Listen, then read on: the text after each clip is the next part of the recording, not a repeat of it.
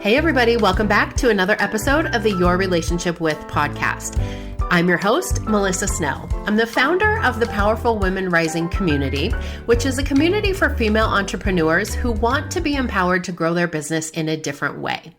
We do it in a group of supportive, positive, like-minded, super smart women who help each other through the process. We have mastermind calls, copywriting calls, co-working calls, expert-led classes, all of the things that you need to either start your business, grow your business, or take your business to the next level. So if you're interested, click on the link in the show notes for more information. All right, so today I'm interviewing Jessie Lockhart, and she is a holistic fitness coach and personal trainer. And it might seem kind of strange that on a business podcast, I'm interviewing a personal trainer. But here's the thing.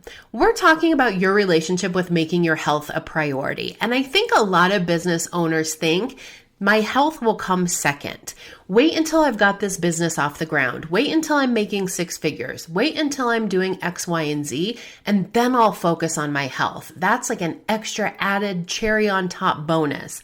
But what's so fascinating about this interview is Jessie really digs into why it's important to do things the opposite way, to prioritize your health either before or while you are growing your business, and how that's going to make a significant difference in the longevity of your business and the success of your business. So Jessie is a realtor turned holistic fitness coach and personal trainer. After a couple six-figure years in real estate, she realized that she was paying for that success with her health. She was dealing with a dysfunctional gut, cystic acne, eczema, weight gain, and several other hormone imbalances. She started implementing holistic-based practices in addition to strength training and has been able to heal her body without medication, basically from the inside out. So Jessie is the expert when it comes to prioritizing your health and the relationship that your health has with growing your business. She knows because she's been there firsthand. I know you're going to love my interview with Jessie Lockhart.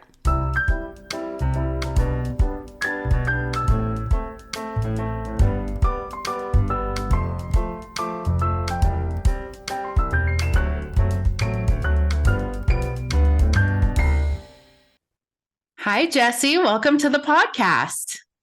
Hi, Melissa. Thank you so much for having me today. I'm really excited to be here. Thank you. I'm excited to have you because we're talking about health, which I think is something that a lot of people think like, why are you talking about health on a podcast that's about business? So I'm excited to dig into that with you and help people figure out that there actually is a connection between the two. So yes. Let's start with just telling everybody a little bit about you and about your relationship with health. Yeah. So I actually started out my entrepreneur career as a real estate agent in 2019. I got my license, quit my full-time job, dove headfirst into that industry. And I actually really struggled for the first year in 2019. I didn't sell anything at all. And it was really tough. And so coming into 2020, I kind of figured, well, I have to create forward momentum somewhere. And knowing that business is all about personal development, the easiest form of personal development to me was going to the gym. And so in 2020, I started going to the gym a little bit more consistently, doing strength training routines, things like that. And then about 6 to 8 weeks into that habit, COVID hit and the gyms closed. So I had to make a choice to either continue moving forward or allow that to, keep me from moving forward. So I chose to modify and I started working out in my garage, which I actually didn't like because I really personally enjoy the gym environment, but I had to do what I had to do. Mm-hmm. So a couple of months after COVID hit, I actually started to gain a lot of momentum in my real estate business. And between May of 2020 and the end of that year, I ended up grossing just over six figures in commissions as a real estate agent. So literally went from zero to $100,000. And it was a whirlwind. I was super busy. It was really chaotic, all of the things. But I maintained my gym routine for the first time during an entire year, right? We all go out to start a New Year's resolution. I'm going to go to the gym, throughout this whole year, and then life happens and it doesn't happen. But for me, it had happened. And at the end of 2020, I actually went through some medical testing. So I went through hormone testing, thyroid testing, and food sensitivity testing, only to be smacked in the face with an autoimmune condition and a laundry list of hormonal imbalances and food sensitivities. So 2021 was a really challenging year for me because I had to really learn how to make my health a priority and fix these make these gigantic lifestyle changes. Otherwise, I was headed, in a direction that wasn't very good. Yeah. So in 2021, I still managed to do over 6 figures as a real estate agent, but with this giant learning curve of trying to make my health a priority and make these big lifestyle changes like going gluten-free and dairy-free. And it was during the year 2021 that I really realized that no one in the fitness community specifically is talking about things like hormone balances, gut function, blood sugar, glucose spikes, those kinds of things. And I was like, this is silly because all of this is, directly related to our health and how we feel overall. So I, kind of came into 2022 and ultimately had ended up burned out within real estate. So I decided to transition from real estate into fitness. And I wanted to fill those gaps that I saw. I wanted to fill the gaps of trainers not talking about hormones and gut health and strength training all together and all of the things, and tie it back into entrepreneurship and business and how our health directly impacts our ability to show up in our business. So that's a little bit about me. That's awesome. That's an awesome journey. And you're definitely the perfect person to speak to women in business when it comes to your health, because you were doing both at the same time.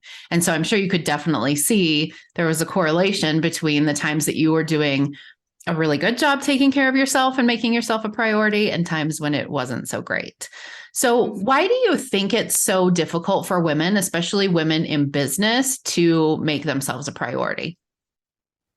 I think it's because we have all these other things that we need to make a priority first, right? Like, I think what was modeled to us when we were children is this go, go, go, go, go lifestyle, especially in the United States. I think it's normal to us to do that, right? And so I think that's part of it. I also think that a lot of it comes down to us not thinking that we're worthy of making the time, of making ourselves a priority. I think that's a big part of it as well. A lot of clients that I work with just really struggle to make themselves a priority because they think that, oh, my kids need to come first, or my relationship needs to come first, or my business needs to come first. And then that's how we end up burned out and stressed out. And then our body literally forces us to take a beat, take a rest, and we get sick, and we have to actually slow down a little bit in order to catch up. So I think that's why it's so hard for women in business to really prioritize their health above anything else. Yeah, absolutely. Especially when, for me, it's like when you're the person who is responsible for everything. I'm the person who has to do the marketing, do the paperwork, make sure that the stuff is in the bank and there's receipts for it. And that, everything, that when things are getting overwhelming, when it's getting to be too much, when I'm like, oh, I only have 45 minutes in this day. Should I use it to work out, or should I use it to do something with these receipts that have been sitting on my desk for 3 months, right? It's so easy to always pick the business thing and say, I'll work out tomorrow. Don't you think? Yeah, I completely agree. I mean, I still fall into it sometimes too. Like, if I don't prioritize my own workouts or really put it in my schedule, it's really easy for it to fall to the wayside 100%. And the same thing goes with nutrition as well. Like, we don't plan our meals ahead of time. We don't, that's not something that we're really taught to do or modeled, to do. We didn't really see our parents do that a whole lot. Mm-hmm. And so naturally, when we become adults ourselves, it's not the first thing that we start doing. And so you kind of have to learn how to do it yourself. But it really just goes to show how much having a plan in place really makes a difference. Because if you plan, your meals or plan to get your workout in, then it's easier to follow. But if you don't plan for it, then it is really easy to just, oh, the day got away from me and I'll just work out tomorrow instead. Yeah. So is there like a mindset shift that we can make, or like a different way that we can start looking at our health, what we're eating, how much we're exercising, that when we think, okay, I could do something with these receipts, I could post some marketing on social media, or I could exercise, like, what's going to make us choose the exercise? What's the benefit of choosing that? So I think first and foremost, the reason why, again, another reason why women don't necessarily prioritize health is because we don't see the effects of not taking care of our health until years and years and years later. And so it's easy to just keep putting it off until we end up with, like in my own case, a laundry list of food sensitivities, hormonal imbalances, and a thyroid autoimmune condition. And until you get kind of smacked in the face with those things, it's really easy to just be like, oh, well, I'll just take care of it tomorrow. And so we become really lax about that. But I think if you can just flip the script and think, okay, if I don't work out today, or if I don't exercise, or I don't try in some way, shape, or form to improve my health today, how could this impact me a year from now, 2 years, 5 years, 10 years from now? And the other thing, when I work with entrepreneurs specifically, I ask them, why did you go into entrepreneurship to begin with? And most of them answer with some type of, well, I wanted to be my own boss. I wanted, time freedom. I wanted financial freedom. I wanted to be able to travel and work from wherever, and I'm like, okay, now imagine if you were not healthy enough to do those things. And that really kind of again, shifts gears in their brain a little bit, because that's a really common theme among entrepreneurs is we went into business for ourselves for a lot of different reasons, but there is absolutely a possibility that we could end up not being healthy enough to enjoy the fruits of our labor because we didn't take care of ourselves. And I think there's maybe a misconception out there that you can't have a healthy body and a successful business. Like one has to precede the other or overtake the other. And I'm here to tell you that you absolutely can. It just comes down to your priorities and what you prioritize first. Yeah. And in fact, I think it's probably easier to have a successful business when you are having success in the area of prioritizing yourself and your own health. I think one of the reasons when you were talking, I was thinking about my own experience with this as an entrepreneur and also my health journey. And I think part of it too is that a lot of us don't realize how bad we feel until we feel better. Like I can remember, I won't go down the rabbit hole of my own personal journey, but I lost 80 pounds last year. And one of the big shifts for me was starting to really think about eating as fuel for my body, as opposed to like, what do I want to eat today? Because eating is the highlight of my life. And once I started eating differently and exercising and losing weight and all of those things, I realized like I had been so tired for so long. Like I remember I actually went to the doctor once and was like, I could fall asleep every single day at 2:00. What is happening? It's not my thyroid. It's not this. It's not that. I don't know. Like get the supplements, drink the caffeine, do all the things.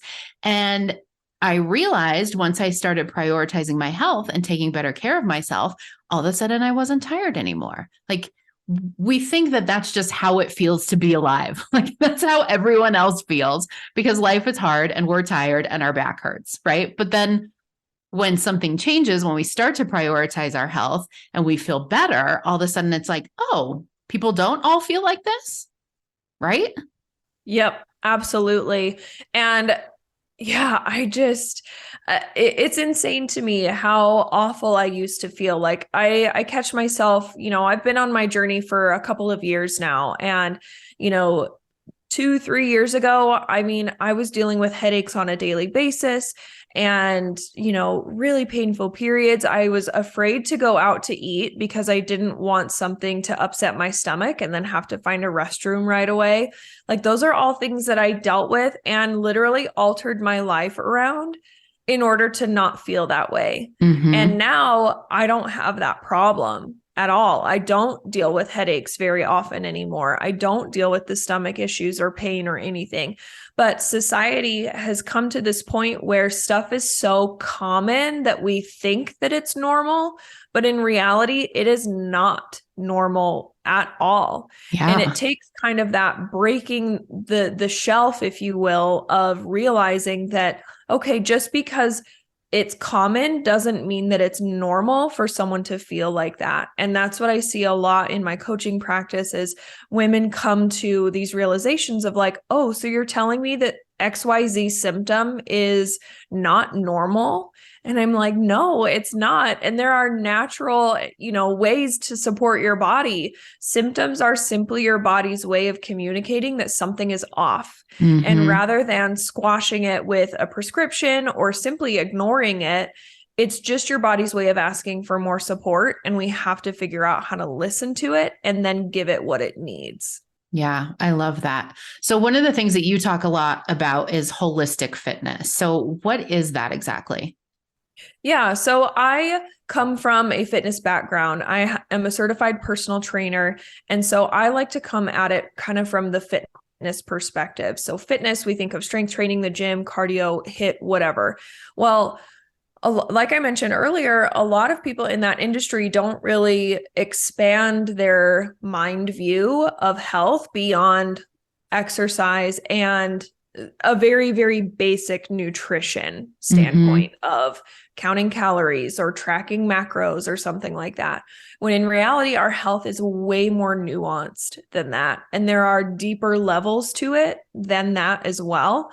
One thing I like to tell people, and they probably think that it's surprising coming from a personal trainer, is that you could literally do 1,000 other things before you ever step over the threshold of a gym to improve your health. Like, Yeah. honestly, like it's truly the last priority. Like, is movement important? Is strength training important? Of course it is. But there are so many more things that we could be doing on a deeper level that don't cost us any money or are very inexpensive to do that we can implement into our lives to make our health a priority. So basically what I've done is I've come in and I'm bringing all of that stuff together. So it's not just, exercise and counting calories. It's blood sugar regulation and stress management and hormone balance and gut health and all of that. And I bring all of it together. And really, when I work with clients, it just gives me a wider perspective to look at their health situation and properly guide them into a way that they start to see results.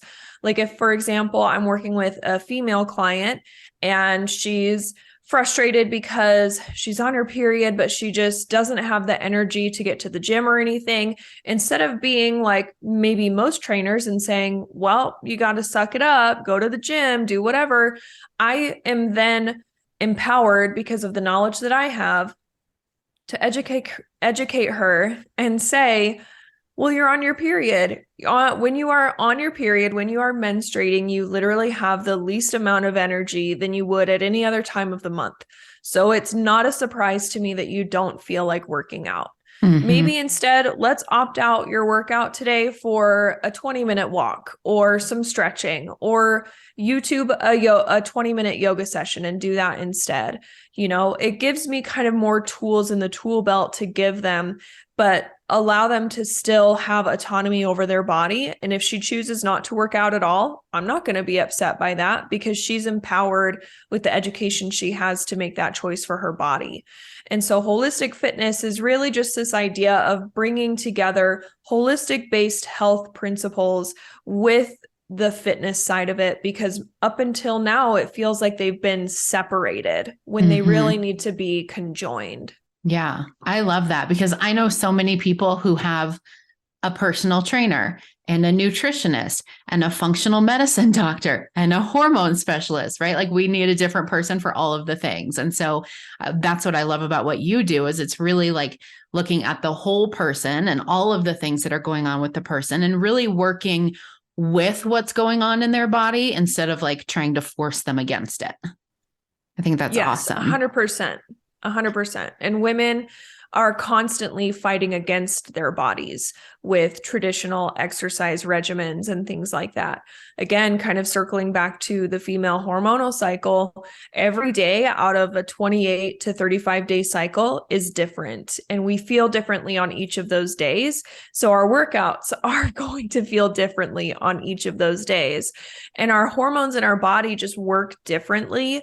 And when we go into over exercising and under eating and we create more stress on the body than necessary, our body, kind of withholds and goes into kind of a stress, like just in case I'm going to hang on to everything because I don't know when I'm going to be in a safe environment anymore, Right.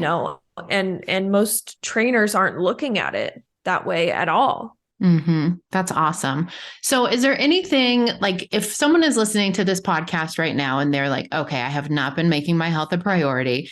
The things that she's saying is resonating. I know that this is what I need to do. Are there some small steps that people can take today to start making themselves and their health more of a priority? Absolutely. So the first thing, and I tell all of my clients this as well, is it starts with awareness. If you're listening to this podcast right now and you're just now becoming aware of these things, that is a huge and massive win. So many people live their lives, and especially in regards to their health, on autopilot, and they're not really thinking deeper or questioning or making realizations that the symptoms that they're dealing with on a daily basis are not normal, those kinds of things. So if you're now just becoming aware that, maybe there is a different way to go about this, that in and of itself is a huge win. And just being able to tune into that awareness on a daily basis, checking in with how you're feeling. Give yourself, 2 minutes of time to sit and just say, how am I feeling today? Do I feel tired? Do I feel energized? Do I feel hungry? Do I feel thirsty? Those kinds of things. Just checking in with yourself and asking how you're feeling is a big thing. And then other things that you can do, movement is huge. 30 minutes of movement per day is huge. Whether that is a strength training workout, a walk, stretching, yoga, Pilates, cycling, whatever that looks like for you, do it. Because movement is so necessary and our bodies weren't designed to sit in chairs for 8 hours a day. So get up, do some squats, do some push-ups against the wall in between calls. It's really that simple. It doesn't have to be anything overly complicated. Again, you don't have to go buy the most expensive gym membership to start making way with your health.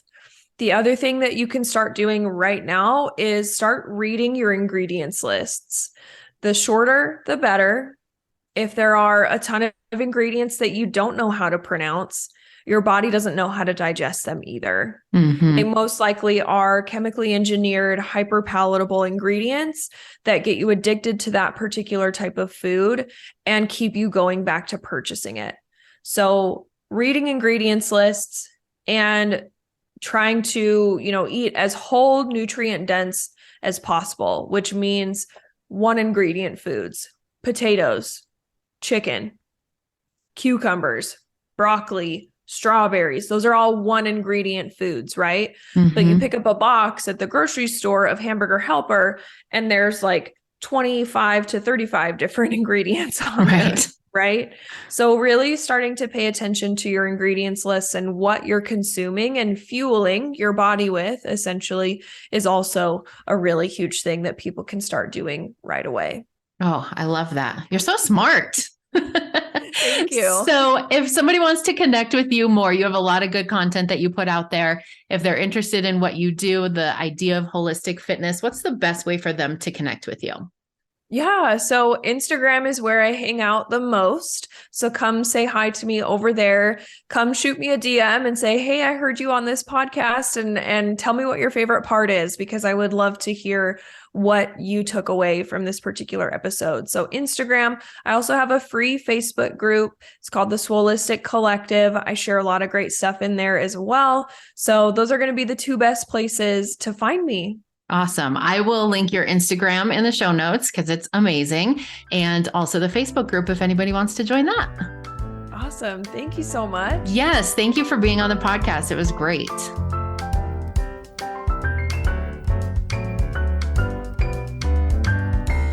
Thank you so much for listening to the Your Relationship With podcast. If you liked what you heard, we would love for you to subscribe and leave us a review.